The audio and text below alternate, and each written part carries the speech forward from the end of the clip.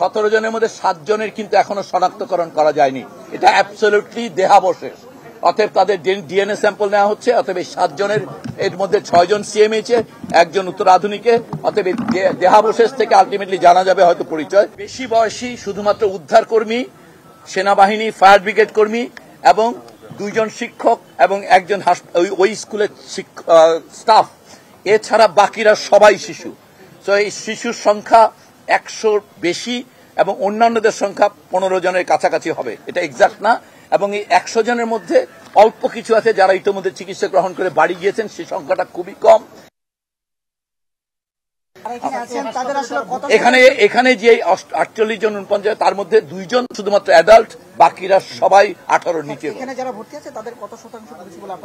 বাংলাদেশের প্রথম 5D AI inverter যুক্ত সর্বোচ্চ বিদ্যুৎ সাশ্রয়ী যমুনা এয়ার কন্ডিশন। এই বার্ন সম্পর্কিত ব্যাপারটা উনি বলতে পারবেন। তারপর আপনাদের মোটা ধারণা বলছি যে আসলে এই বার্নের যে ধারণা উনি বলবেন বা যেটা বলা হয়, এটা একেবারেই প্রাথমিক মূল্যায়ন এবং এটা বাইরে থেকে দেখা।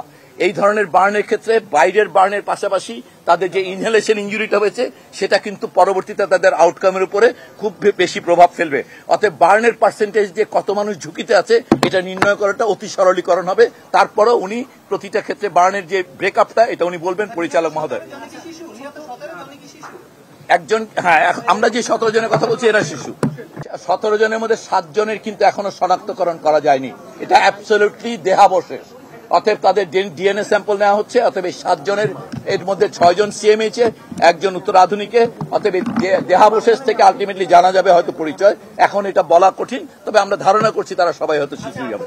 আমরা হাসপাতালে ভর্তি অবস্থায়, আমরা এই বাকি 2 জনের কথা আমরা বলতে পারছি না। হাসপাতালে আমাদের কাছে যেটুকু আছে বলেছে এই সংখ্যাটা এটা কিন্তু একেবারে এই প্রশ্নটা সেদিন আলোচনার শুরুতে একটা কথা বলেছিলাম। আসলে সংখ্যার ক্ষেত্রে পার্থক্য হচ্ছে, কারণ এখনো 3-4টা সংস্থা বসে আমরা কনফার্ম করছি। যেমন আমরা যদি বলি এটা অন্তর্ভুক্ত করে বলি না। আমাদের কাছে যে সরকার স্বাস্থ্য পরিকল্পনা মন্ত্রণালয়ের যে হাসপাতালগুলো, সেখানে 17 জনের মৃতদেহ আছে, এইটুকু হচ্ছে আমরা নিশ্চিত করেছি।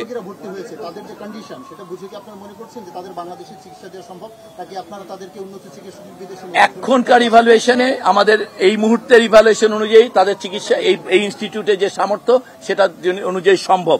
এটা আজকে রাতেও এই ধারাবাহিক একটা প্রক্রিয়া। যদি মনে হয় কখনো যে এখানে যে সেটা করলে তাদের কোনো উন্নতি হবে, তাহলে সেটা রাষ্ট্র সরকারের সম্পূর্ণ প্রতিশ্রুতি আছে, সেটার ব্যবস্থা করা হবে। এই প্রতিষ্ঠানটি আপনারা জানেন যে এটা একেবারে স্পেশালাইজড ইনস্টিটিউশন। এখানে যদি মনে হয় কোনো বিশেষ না সিএমএইচ এর বাকি 11 জনের কথা আমরা নিশ্চিত করছি, 12 জনের কথা, সেটা কিন্তু সত্য। আমরা বলছি যে মানে ওখানে 11 জন ব্রড ডেড ছিল, বুঝতে পারছেন। কিন্তু যে তথ্যটা দিয়েছে ওনাদের ওই তথ্যের মধ্যে হচ্ছে বার্ন ইউনিটে হচ্ছে 2 জন, কিন্তু আপনারা বলছেন 3 জন। এই জন্য বলছি একটু আগে মৃত্যুবরণ করছে একজন। এটা এই জন্য একটা চলমান প্রক্রিয়া এবং কিছুটা পার্থক্য আছে সংখ্যায়। আমরা বলবো যে আসলে সংখ্যার চেয়ে মানে মূল ব্যাপারটা মানুষের কাছে ইয়ে করেন। এই 17-19-এর যে পার্থক্য বা 20, এগুলো অল্প কিছুক্ষণ সময় লাগবে এটা কোঅর্ডিনেটেড হতে, তারপরে সংখ্যাটা এক জায়গায় চলে আসবে। এখন পর্যন্ত যেহেতু ইনফরমেশন শেয়ারিং এর ক্ষেত্রে একটু এদিক ওদিক হচ্ছে, সেজন্য পার্থক্যটা থাকছে। আমাদের কাছে আমাদের যে 7টা হাসপাতালে 88 জন ভর্তি আছে, 7 হাসপাতালে।